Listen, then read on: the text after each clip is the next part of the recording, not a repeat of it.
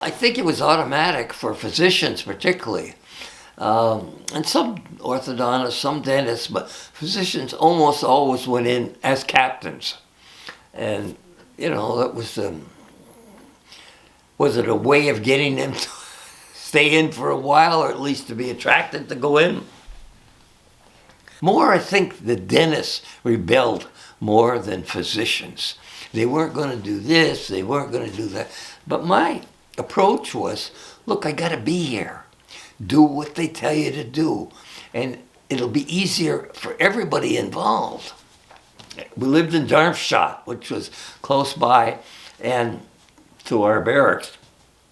And we lived on the economy, which meant I could have signed up for an extra 2 years and been in the barracks. But I decided, look, 2 years is fine with me, but I'm not going to stay longer if I don't have to. So we lived on the economy. We lived in a very fine community, Darmstadt, Germany. And the couple that were there were Weingartners. They were great people. They were good people. And they wanted a little something from us. If we could get something from the commissary or PX or something. They didn't overdo it, but once in a while they wanted a little something that they couldn't get in their own stores. So we did. Maybe I've mentioned it before or not, but they got local to-dos got wind of the fact that I was doing this, and they told me, no, I'm not supposed to do that. And I said, yes. I wasn't adamant. I just said, it's got to be a way. And we're not doing anything that's that terribly crooked. It's just helping them out. And it was very comfortable. It was clean and comfortable. People were good. They were kind, kind people. And there was a lot of resistance and anger against the Americans being over there, taking over their country, and that wasn't a very happy situation for anybody involved. But maybe I mentioned before, but I went in with the approach, look, I got to be here. And I will do whatever I can to make it comfortable for everybody involved. Why rebel? You learn how to adapt to a certain situation. You don't give in to everything. But I could see where they were coming from. And I could see their resistance. And I could see how they were hurt. And why make it worse? Try to be with them and try to help them and do whatever you can. Oh yeah, the SS troopers. Oh my goodness, yes. One of them was in my unit, former SS trooper. And pretty rigid guy, but very, very bright. And you didn't find a way to put somebody like that down. You adjusted to their situation and understood where they were and how tough it was for them too. And I think he understood what he was and what he could do and what he couldn't do. Arrogant at times, but knew his limitations, and that was fine. So, were a lot of those guys former SS, or just a few of them? Some of them, yeah. Oh my God. Yeah, and they still had that in their, I don't know if it's in their blood, but in their demeanor.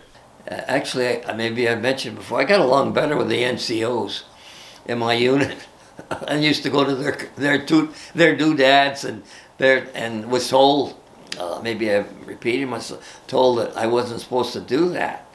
I said, I feel more comfortable communicating and living with, and as I said, communicating with the NCOs than I do with some of the officers that were too uppity for my blood.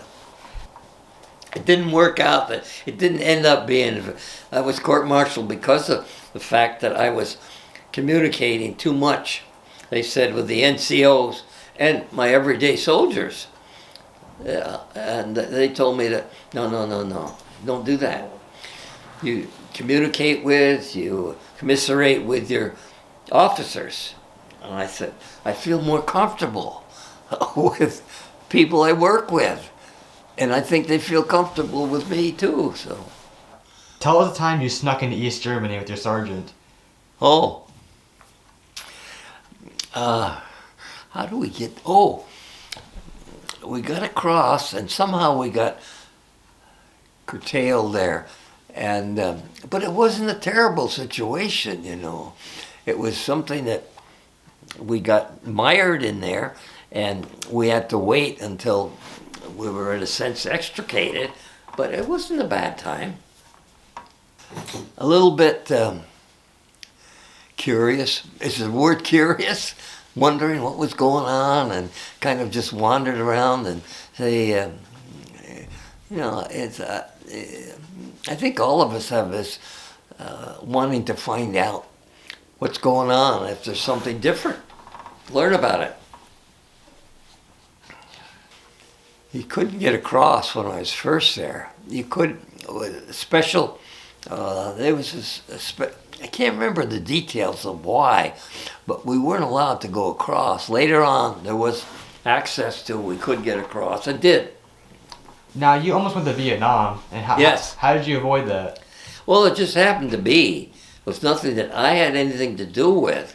It just happened to be that we weren't, our unit wasn't, was cut off from going there. I've had a great life. Yeah, I don't know. It's easy to think back and say, what if I'd done this and that. I don't look back at that. And it's, no, I'm well, should you be well satisfied in what you've done and what's accomplished and what's happened. I have no regrets. And really,